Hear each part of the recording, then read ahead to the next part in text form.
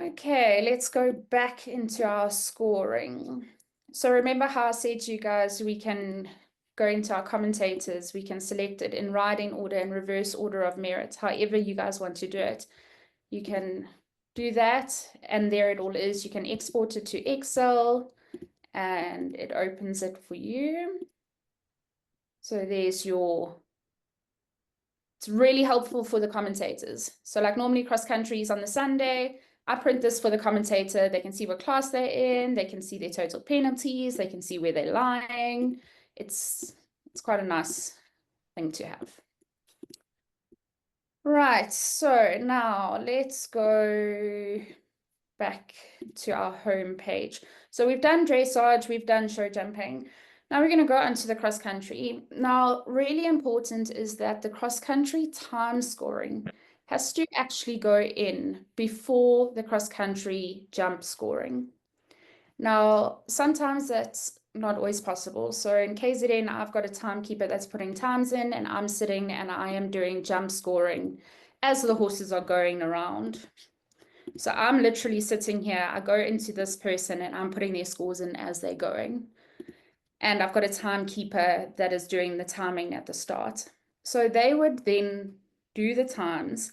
I'm in the jumping. Before I save this, I go back to my cross-country time scoring and I save the time scoring. Then I go back to my jump scoring and save it and export it. If you don't do that, often your eliminated riders end up coming first. Okay. Does everyone understand where I'm coming from? Just repeat that, please, Sam. Okay. So you have to do the cross-country time scoring first. Very often what happens, well, at our shows, I've got someone sitting at my start and finish entering scores in, and I'm sitting and I'm doing the jump scoring like live as the horses are going around. So before I finalize my jump scoring, I go into my timing. I also look at it because you can pick up if there's something funny going on there. I then save my time scoring, go back into my jump scoring to save it, then finalize. So don't finalize your jump scoring until you have saved all your times. Right, cross country. So sorry, Sam, just to clarify that. So you may enter your jump scoring before your time scoring, but don't finalize it because it needs the times before it can finalize the whole package, because your jumping is the last package of the whole deal. So you can still do the capturing, but not the finalizing. This is what Sam's trying to say.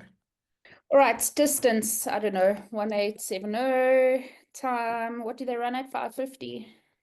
Okay, so this is also really important. So on the riders obviously get sent out their distances, their times. Please make sure that your optimum time is the same time that the riders were given, because that ultimately is their score. It's not fair on the riders if they get told their time is 3 minutes 28 and you're scoring it on 3:24. You shouldn't have this problem, but it does sometimes happen. Say the riders were given a second up, you can fiddle with that. You shouldn't, and I probably shouldn't be saying this, but you can fiddle with the distance to match the times that the riders have been given. But your TD should be making sure that this is correct. Okay. Normally it's on by a second, and it's based on a rounding error that someone's made. So if the times have been published, let's say at 3:25, and the system's calculated at 3:24, then you'll want to make your distance 10 meters longer or so, just to try and get that time right. So yeah, it sometimes needs a bit of a fiddle if someone hasn't done the maths properly, but it's not the system. Normally it's a TD or my spreadsheet, which is wrong. Okay, so time scoring, some of us use the clocks, some of us use stopwatches. Obviously the clocks are synced, all the clocks are synced, and it's normally the right time of day. So let's say we started at 8 o'clock in the morning. Very important. We have to put 08. We need two numbers every time. So 08, 01, 25. Okay, that's the time they went out. All right. Time they came in, 08. Let's do 04, 45. All right. Then I can go on to the next one. Now, obviously, Nikki was eliminated, so she doesn't get a score. Her times will not be on my sheet. She would not have left. So there's no times. I leave them blank. I leave number 2 blank, and I leave number 3 blank because I didn't physically get their times. Now, Your people at the start wouldn't know that. Yes, they would, because they wouldn't have arrived at the They start won't bar. arrive there. That's the only reason. But what happens if they just decide to try and do the jumping? Your timekeepers. Nothing. Linda, if they go out and the timers have a time, they can put it in. They can put their Yeah. time in. It's not going to reflect anywhere. Okay. So Cool. because we often let eliminated riders go out, so they do get a time, but it actually doesn't matter because it doesn't get pulled through anywhere. So if you're using stopwatches, the easiest is to just go 08, 00, 00, and then say your stopwatch says 3 minutes and 40 seconds, then go 08, 03, 40. Okay. And then you can see 3 minutes 40. So if you've got the clocks, the yellow clocks, put in exactly the times that the clock showed. If you've got the stopwatches, it's easier to just work on the hour and add the minutes in. Sam, you can also just put a 00 there. Yes. Yeah. That would work with that as well. Okay, okay. Yeah, so if you want to put 0, 0, the times will still be the same.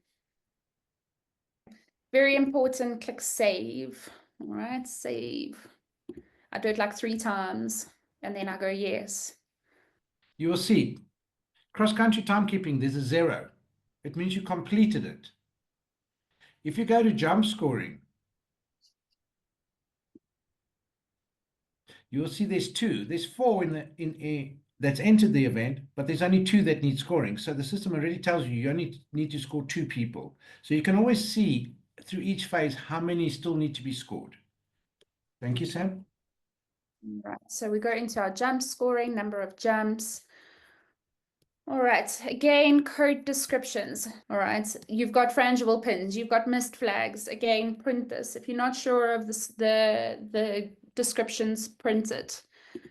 Okay, let's go in and score Julia. Again, if they're withdrawn, if they're retired, disqualified, as per the show jumping, we would put it in at the start. We then go in, she got 20 there. She had 2 stops at 15. Now you can see you've got a 20 option and you've got a 60 option, which means she had 2 stops at 15. Okay. And then here are all your other funny ones. All right. If you're not sure of them, again, check your codes. Okay. But these don't happen very often. Your breaking of frangible pins, your knocking the flag, those types of scoring. Okay. Again, if I have to eliminate her, I'm going to eliminate her for, okay, let's go retired, disqualified, other. Please help me. What is TH? Okay, let's go and have a look. So TH is trapped horse. Okay, hence why we don't know it. Thank goodness we don't know it. I normally, I suppose that would be a fall of horse, but I suppose, yeah, the horse is trapped in the jump. So I think, so Colin has to do, well, he does these in accordance to the FER descriptions we have to submit when we do FER scores, because we have to send them our scoring description, our scoring page. So that is probably why we have a TH in our ESA system. And then EC is error, of course, am I right?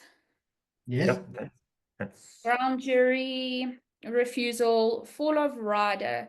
So horse stays up, knees don't touch, hocks don't touch, the rider falls off. Fall of horse, the hocks touch the ground, the knees touch the ground. Again, your jump judges will report it in if you're using radios for all of them. If you're not sure, send your TD or your event judge to the jump judge to get the full idea. In fact, you should, in any fall, the TD goes to the jump judge anyway, because they have to fill in a full report form. So you can get clarity from your TD on what kind of a fall it was. ID, involuntary dismount, dangerous riding, abuse of horse, fall on flats if they fall between jumps 3 and 4, not related to a jump at all. They just decided that they are unfit and they can't stay on their horse anymore and they fall off. Okay.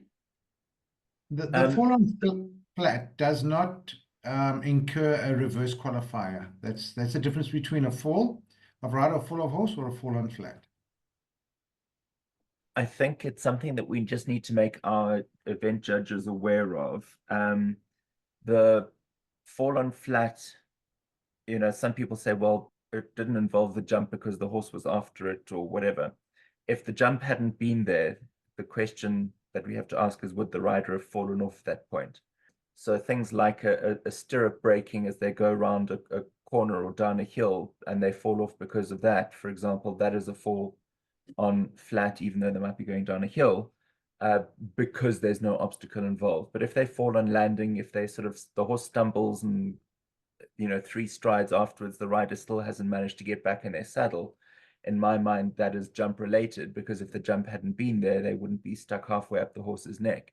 So there are those sorts of questions, but that's again more of a decision for your event judge to make in terms of how that gets scored. But it is just useful to know that there is a difference, I suppose. So as a scorer, always check with your officials, your TDs, and your event judges, because these, like Colin just said, that does not incur a reverse qualifier. We'd mark it as a fall on flat, but in fact, like Philippa said, it was actually jump related. So it would be a fall of rider, which means it adds up to the reverse qualifier.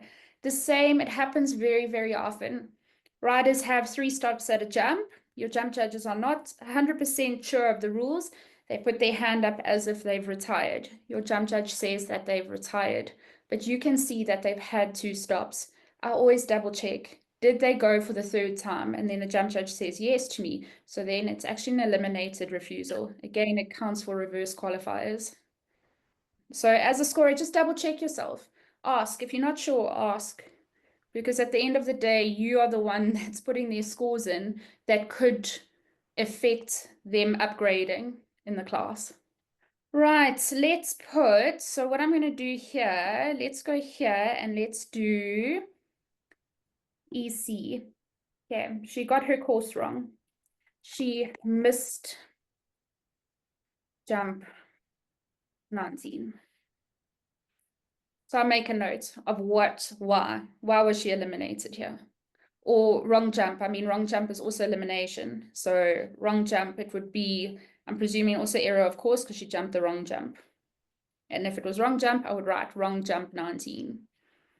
Okay, enter score. Right, let's go into Bryn. Let's just do 1 stop.